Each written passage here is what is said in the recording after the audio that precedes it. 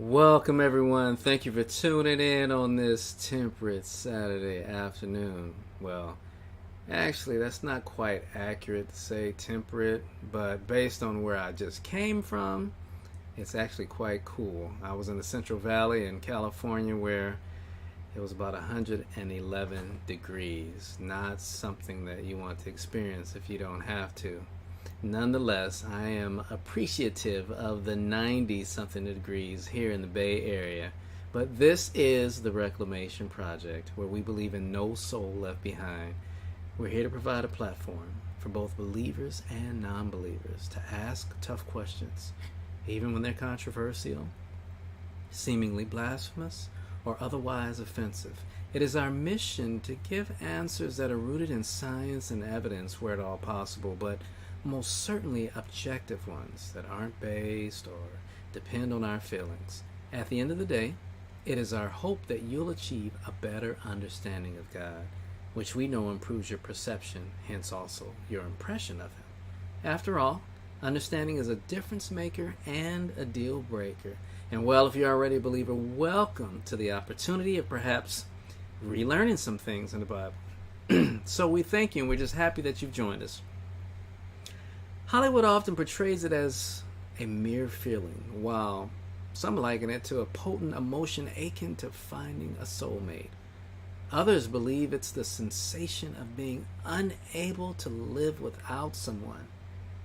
But what if these perspectives are missing the true essence of love? Prepare to explore the profound depths of this intriguing emotion and uncover its genuine nature.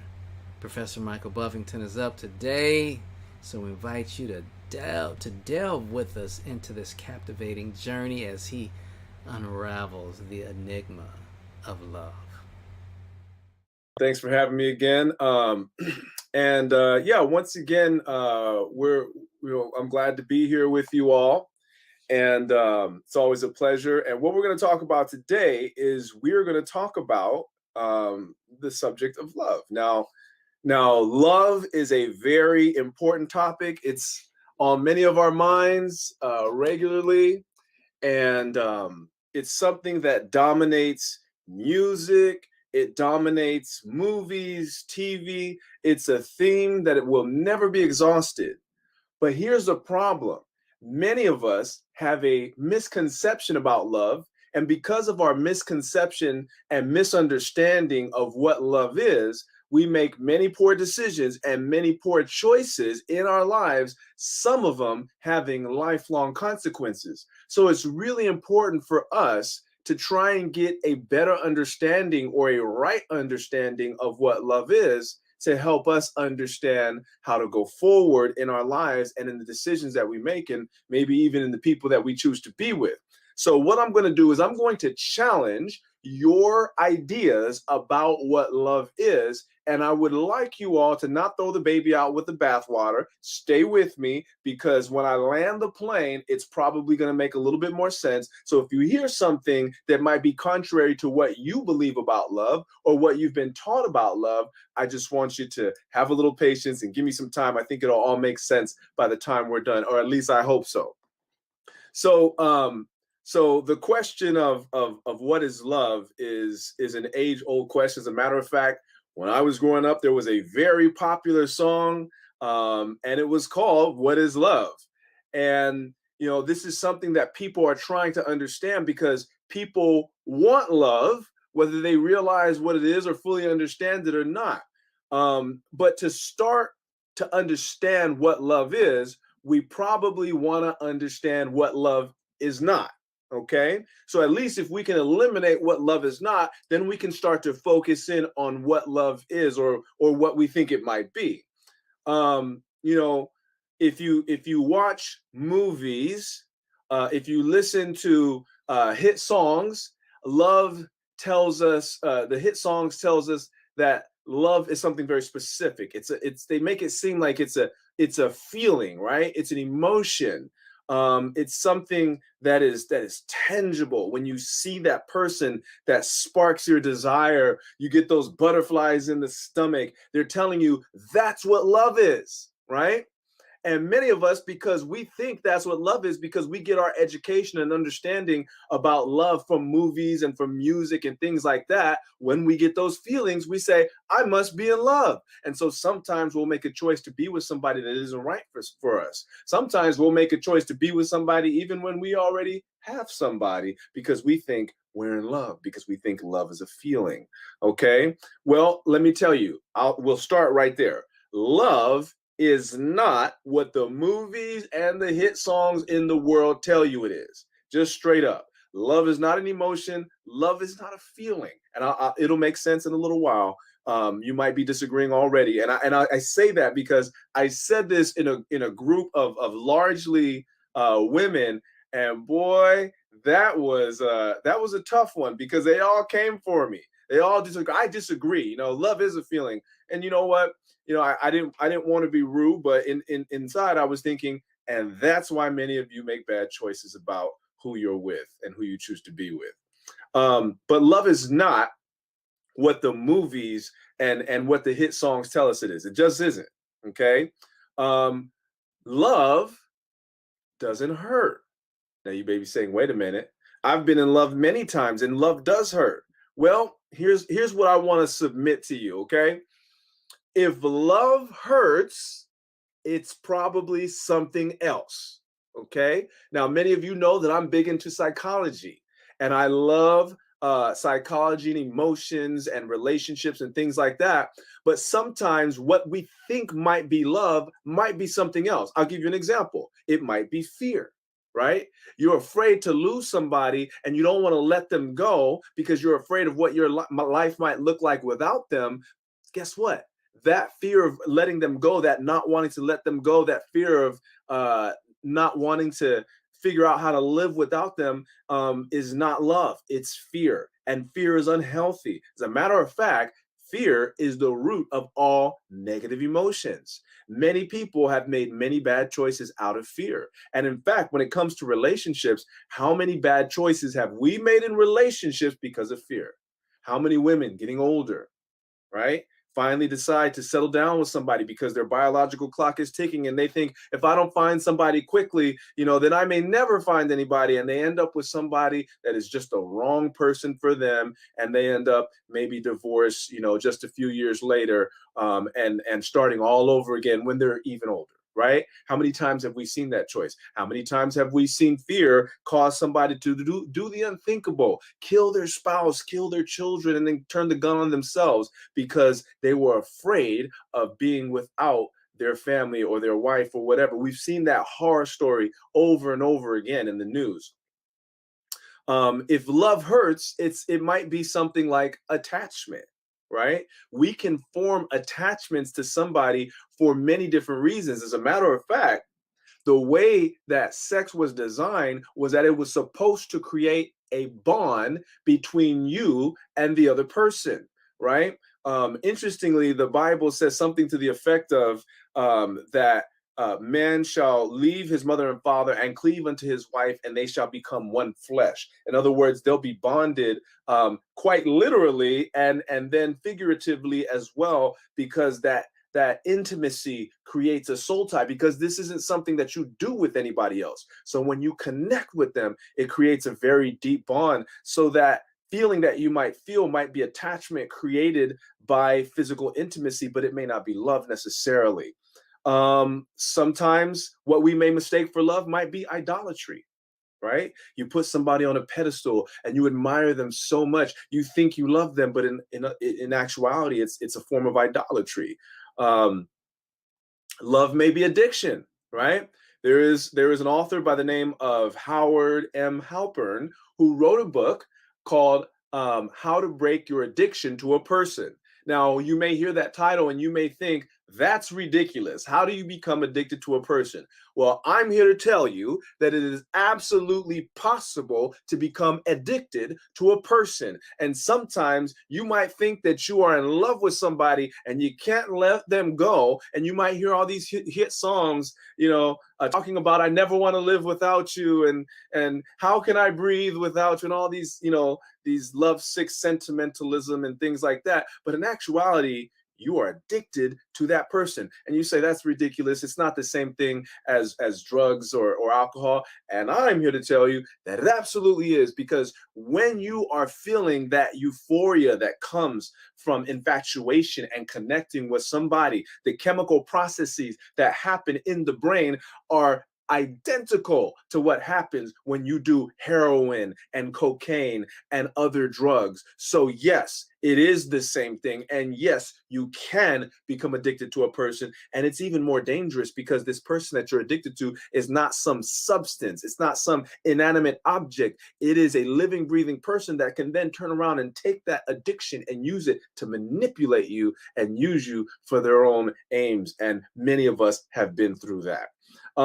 Sometimes love, if it hurts, it's something else. It may be possessiveness, right? Maybe you have abandonment issues, and maybe you're afraid of being alone. Maybe you have jealousy issues, right? Interestingly enough, it has been said that jealousy is the only substance that can corrupt the container that is holding it, right?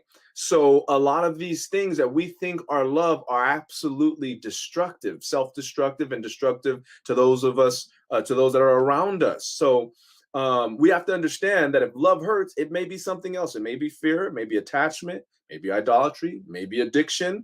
And if you read that book by Howard M. Halpern, How to Break Your Addiction to a Person, you'll see exactly what I'm talking about. That is one of the best books I've ever read, and I highly recommend it.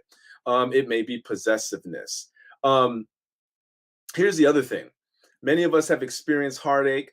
Nobody's heart aches out of love. In pop culture, love, it gets conflated with desire all the time. From childhood, we learn that you can like something or you can love it, right? As if it's only different degrees in the same thing, but that's not necessarily the case, right?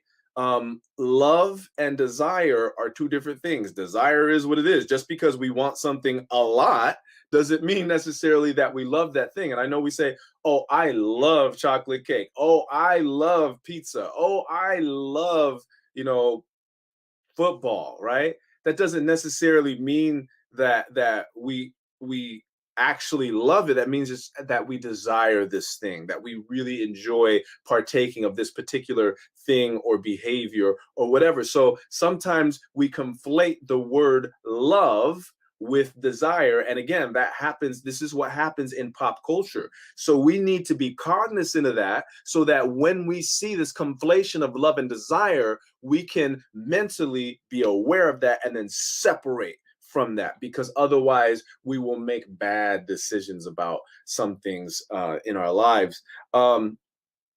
Love is selflessness. It's not selfishness.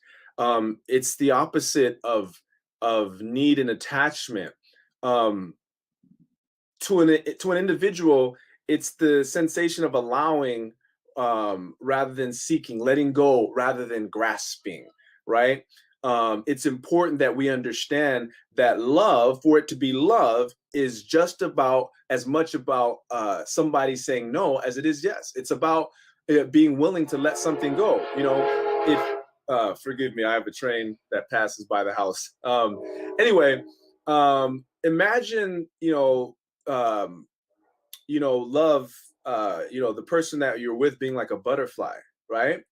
Now it's a beautiful thing when the butterfly comes down and the flies into your hand and they walk on your hand and they flap their wings. That's very beautiful, right? Now, if the butterfly wants to go, you have to keep your hand open, right? And you have to be willing to let that butterfly stay there with you for a time or go whenever they're ready. Because if you try to keep the butterfly there, the only way that you can do that is by closing your hand. And if you close your hand while the butterfly is in it, guess what happens to the butterfly? Right? So love is the opposite of need, of attachment, of possessiveness. It's letting go rather than grasping. You have to be willing to let go of something if it's truly love. Otherwise, it's something else. Love is subtle. It's silent. It's delicate. And in its beginnings, in the very beginnings of love, it can be very easily drowned out by attachment, by lust, by fear. But in order for love to be love, love must have space. Um, and when you apply force to keeping somebody with you, or forcing them to do something that you want them to do, what that does is it crowds out love, right? um, love is a very powerful thing, but it's not forceful. Love is powerful, but it's not forceful. There's a difference. Love has to have space. Okay. Um, when you look at desire versus love, desire is simple and it's often reckless. How many times have we desired something because we thought we loved it, and we've engaged with that thing or that person and ended up regretting it years later when feelings changed, and said, what was I thinking? If I could go back in time to my 17-year-old self, I wouldn't even have to say anything. I would just smack myself right upside of the head anytime that anytime that I was about to do something stupid based purely on desire. Um, we need to really carefully manage, our desires, to avoid them from confusing us and thinking that we're in love, and causing great harm to our lives. It's very, very important, because here's the thing: desire is totally different in that it's the intention to change something, to do something, and it's causing us to go after something that we want, whether we should have it or not, whether it's healthy or not, whether it's a good thing or not. Once we desire something, we're just headlong over the precipice, right? um Love is different, because love doesn't cause us to go after something, to try and win something, to try and grasp something, to try and keep something and hold something. Love is simply a willingness to let whatever it is that we want be what it is, and be willing to let it go if it wants to go. We don't really understand that often, because a lot of us, are very confused about love, because maybe many of us didn't have good examples of love in our homes growing up, right? Some of us grew up witnessing loveless marriages, or maybe we grew up in single parent homes where we really didn't see a lot of loving interactions between adults that are supposed to be the role models for us. So we may be very confused about what love is. um a lot of us grow up, we think that um to love something is simply to want something very badly, like we talked about before. um but it's hard to be sensitive to love when you're overrun by desire. That's a big problem. um Love isn't something that can be, um forced. If you're trying to force something, then it's not really love at all. Um, Desire can happen at the same time as love. Now, when I see my wife, obviously I desire to be with my wife, right? I have feelings towards my wife, feelings sometime of desire, and that's okay. Those two things can happen at the same time, but they're not the same thing. Okay, because I can have desire for somebody if I'm allowing myself to be led purely by desire and lust and feelings and things like that. I can desire somebody that I don't necessarily love. That can happen to any of us. That's human nature, and that's why something has to check our behavior. And that's the difference between love and desire. You see, you can't just love anybody. You can desire anybody, but you can't just love anybody, because the two are different. Desire can happen in almost an instinctive sort of way, and it has to be checked and kept under control. But love, there's something more to love, right? Love is different. Desire can be a feeling, an emotion, a want, a need, going after something that you have to think, or at least you think you have to have. But love can be something very, very different. Um, Jealousy isn't love, um, nor is it the evidence of love. Sometimes, when people are very young and they're immature and they don't really understand love, They can think that, if somebody is showing jealousy, oh, that means that they really love me, or or maybe if they're not showing jealousy, oh, they don't really love me.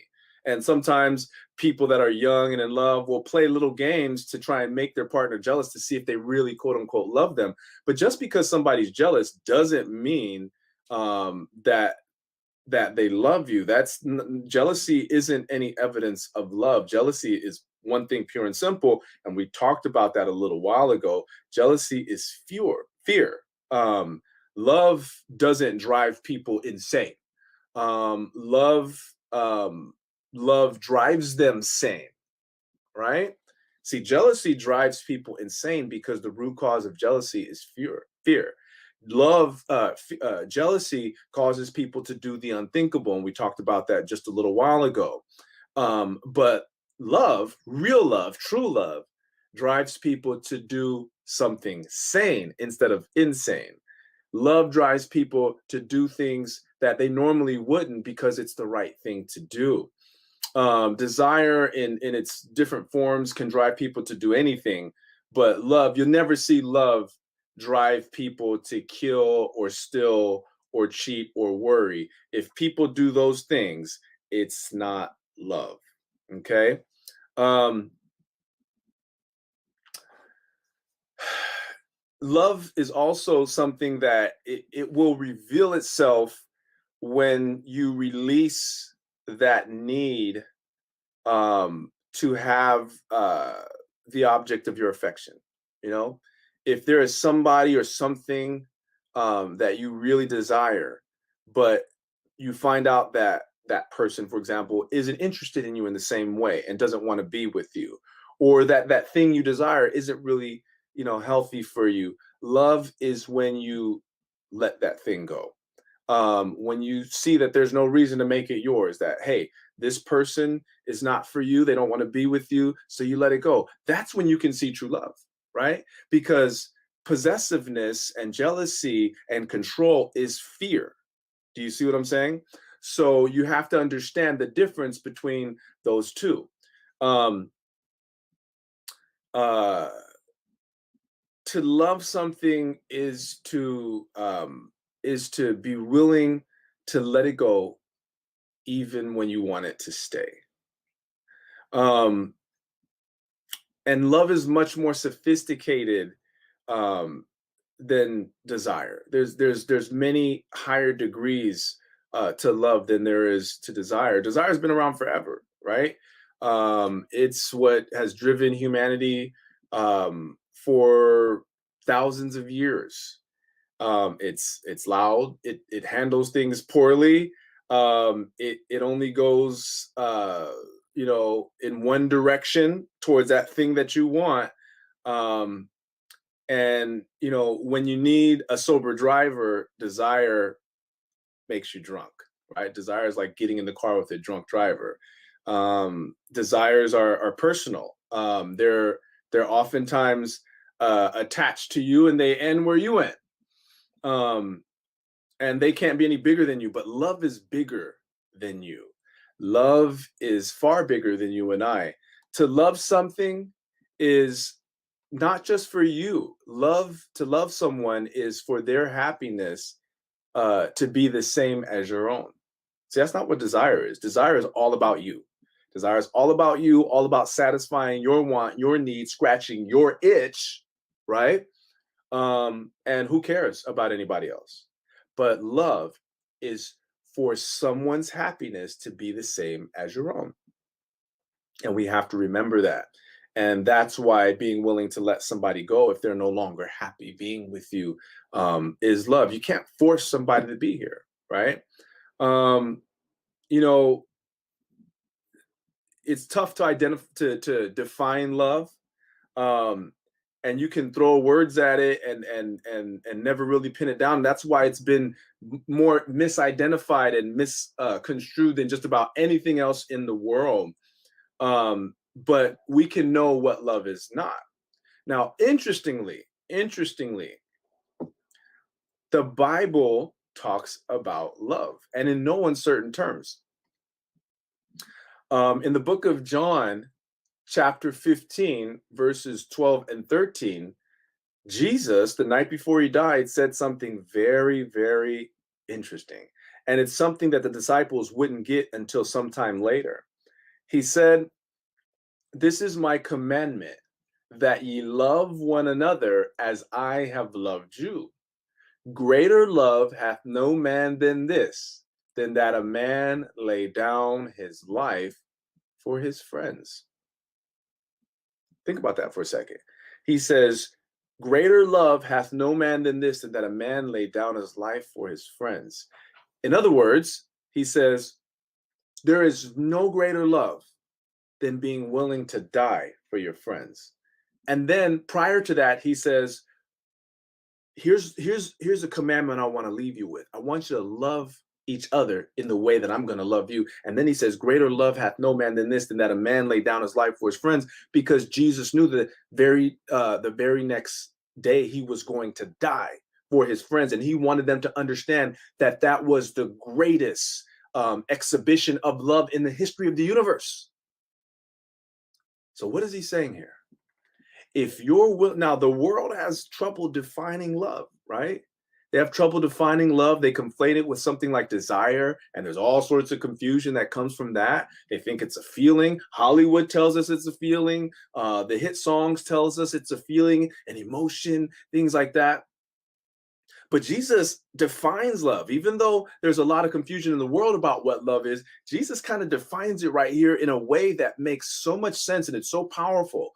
He says, essentially, when he says, greater love hath no man than this, than that a man lay down his life for his friends, he says, love is sacrifice. Let me say it again. Love is sacrifice. It's not a feeling. It's not an emotion. You see, emotions change, right? If you don't sleep well, you get up and you're cranky, right? Some people, if they're hungry, they walk around and they're cranky and angry. They call it being hangry, right? And we know some of those people.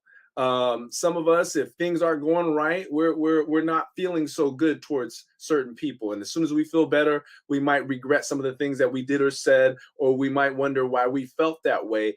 Because emotions, there, it's like if your life is driven purely by emotions, it's like being a boat in the ocean with no anchor, right? You go here and there and you're tossed by every wind and every wave of emotion that comes along. It just takes you wherever it wants to take you, and you have no control, and you're just kind of letting life happen to you.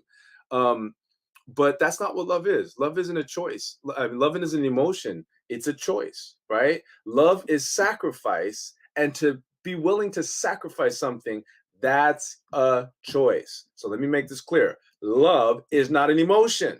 Love is a choice. It's a choice.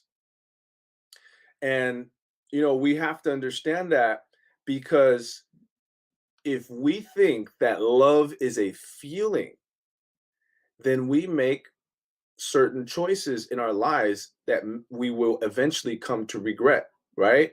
When you're married for a long time, the relationship might have been, in the beginning, you just, your wife could do no wrong, your husband could do no wrong. They were just so perfect and so amazing, and they just made you so happy. And every time, they called you, just it made your heart, go pitter pat, and you felt the little butterflies. That's called the in love euphoria, right?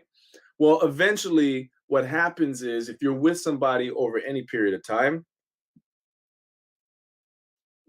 the shine of newness of that relationship and connection sort of wears off, and new things get old, right? And the relationship settles in to what it's going to be, meaning, you're not going to have those same extreme highs that come from the euphoria of being in love. And and most relationships will be kind of like a rolling hill, right? You'll have some ups, you'll have some downs, but it's never going to be, extreme highs, and certainly hopefully not extreme lows. And of course, you can make that relationship go a little bit smoother by continuing to court each other and do the things that you did when you first met each other. Communication, really help, not just when you have problems and not just about domestic daily things like what time are we going to pick up the kids and who has to go to practice here and, who has to get their homework done and stuff like that. But just talking, about each other's day and about each other's lives and about each other's feelings and about each other's dreams and goals and things like that. That kind of stuff that you did in the beginning to get to know each other will be helpful in maintaining your relationship, because you must continue to get to know each other and learn each other, because people change. And if we stop being curious and interested in our spouses during our relationship, eventually we're going to look at them at some point and say, I don't even know you. So it's really important that we do those things, because and that we to maintain the love. But we have to understand that it's never going to be the same as in the beginning, right?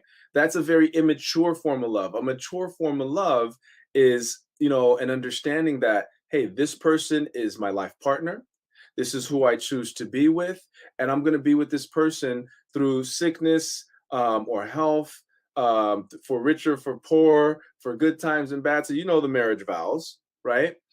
But if we think love is an emotion, love is a feeling, the devil will send somebody, life will send somebody to cross your path that will be very intriguing. There's something that they call the 80-20 rule, right?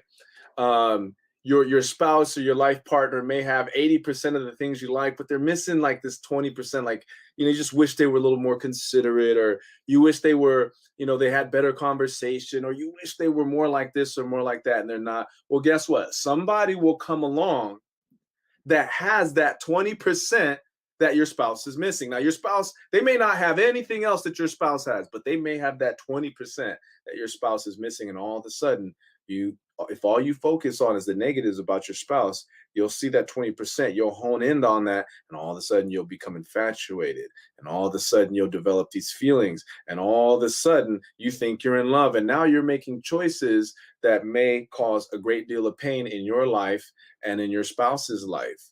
And so we have to be very guarded against that, because again, I got to say it again, love is not an emotion. Love is a choice. Love is sacrifice, right? There's going to be times where you don't even like your spouse, let alone love them. We get on each other's nerves. That's just human nature, right? But if we understand that, hey, right now I'm not really feeling you. You've gotten on my last nerves. As a matter of fact, I'm going to sleep in the guest bedroom tonight because I need some space. And that's okay. There's nothing wrong with that, right? Because again, love is about letting somebody go. And if somebody needs space, let them go, right? Let her go to mom's house for the weekend so she can clear her head and you can clear your head. And then, they say absence makes the heart grow fonder. And then you get back together and you make up in the way that married folks make up. And sometimes that can be really good. But you don't want to,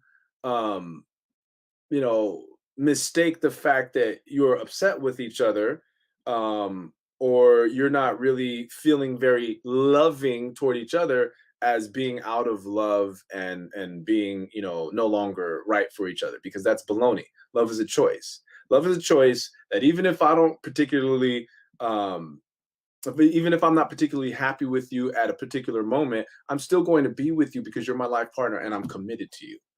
That's love, right? It would be much easier to chase people who made us feel a certain way. It would be much easier to go and try and satisfy those desires in other places. But when you're willing to sacrifice those things, because you want to honor your commitment and honor your vows and honor your relationship, that's love, because love is sacrifice, and that's a choice. You can't it's not sacrifice if you don't do it willingly. That's the very definition of sacrifice, is that you're voluntarily laying something down for someone or something else. And so when we understand the definition that Jesus gave us, he said, greater love hath no man than this, than that a man lay down his life for a friend, we can begin to get a new conception of what love is. It's not what the Hollywood movies tell us. It's not what the popular songs of the day tell us. And this is why, especially the ladies, you have to be very careful about watching these rom-coms, the romantic comedies and things like that. And they have all these stupid movies on like the Hallmark Channel and Lifetime. And it's always pretty much the same sort of scenario where the woman, she's a high-powered corporate attorney and in the big city, whatever that is. And her father passes away and she has to go back to the small town that she came from. And she's just going to sell the house because she's got to get back to her high-powered corporate job.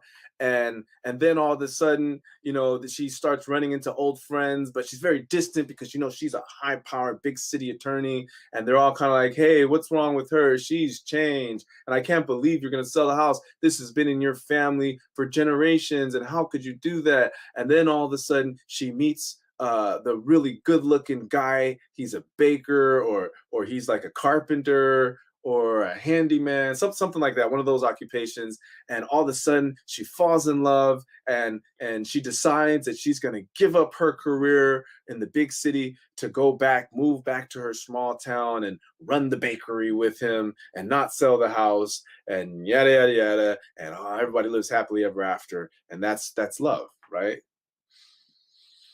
But sometimes when we watch I know it sounds like I watch these movies a lot. Trust me, I don't watch them at all. But certain people I know do. And in passing, when I see this stuff, I'm like, this is literally the same thing every single time. But those kind of things sometimes will give us a misconception of what love is. So we have to be very careful about what we, feed our mind through our ears and our eyes, because that greatly affects how we perceive love. Love may not be the slick talking, smooth walking guy that comes into your life and sweeps you off your feet. Love may be, your husband who, though he may not know how to express his feelings all the time, he gets up and goes to work and takes care of his family and fixes your car and changes your oil and mows the lawn and things like that, and if you're having a problem feeling unloved, that's where you have to communicate, right? Because love is something far different than what we are told in the movies. Martin G. Collins, he gave this quote. He says, and I'm going to wrap it up soon. He says, in our human relationships, we want others to sacrifice themselves for us. Yet it seems so hard to reciprocate the same towards others on a continual basis. Nevertheless, self-sacrifice is the essence of true Christianity. Did you hear that?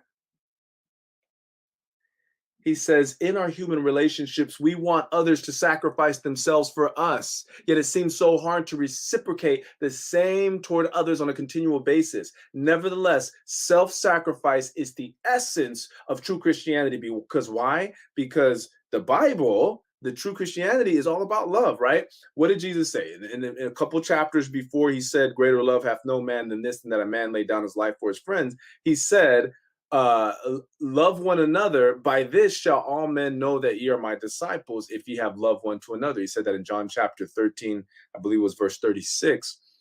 And when he said that, what he was saying is, people aren't going to know that you're Christians because you say you're a Christian. People aren't going to know you're a Christian because you do certain ritual things. They're going to know you're a Christian by your love, by the love that you have for each other, right? And by your willingness to sacrifice for each other. That's the very essence of true Christianity. It's self-sacrifice, because the essence of true Christianity is supposed to be love, right? And really, whether you're a Christian or not, when love is the driving force in your life, and I'm not talking about desire, I'm not talking about an emotion or a feeling, I'm talking about service to others, being willing to sacrifice for others. Now, that doesn't mean you be a doormat. I'm not telling you to be a doormat, because there is such a thing as tough love. And tough love is being willing to say no to somebody, even when your love for them, your desire for them, your heart for them wants to help them, because sometimes people need to hear that. Sometimes people don't need to have whatever they want all the time. It's called tough love, and that's okay. But you know, but being willing to do things like unsolicited acts of kindness, that's love, and expecting nothing in return. That's love. Love is extremely rewarding, but it's also costly, because the person who loves must also be willing to sacrifice, because sacrifice is love's very essence, and we have to remember that. um so whether or not you fully understand love, just know that love is not a feeling, love is not an emotion. Love is sacrifice, and sacrifice is a choice. We have to be able to separate those things, because desire happens with the heart, right? Desire is a very carnal thing, but love is an excess, right? That's why the Bible tells us in the book of Jeremiah, chapter 17, verse 9, says, "The heart is deceitful above all things and desperately wicked. Who can know it?" Right? The heart is deceitful above all things and desperately wicked. Who can know it? Love is never driven by the heart. Love is driven by the mind, because sacrifice has to be a choice, and a choice has to happen up here, not here. So as long as we, even if we don't fully understand love, and even if we're sort of confused by the idea of love, as long as we understand that love is not a feeling, that love is not an emotion, but love is a choice, and love is sacrifice, then we'll be able to make better decisions. And I hope that helped any of you who are maybe confused about the idea of love, and love, what is and what it isn't. And if not, I hope that we can talk again, and continue our conversation about this very important topic of love. Thank you again for joining me, and look forward to seeing you guys again soon.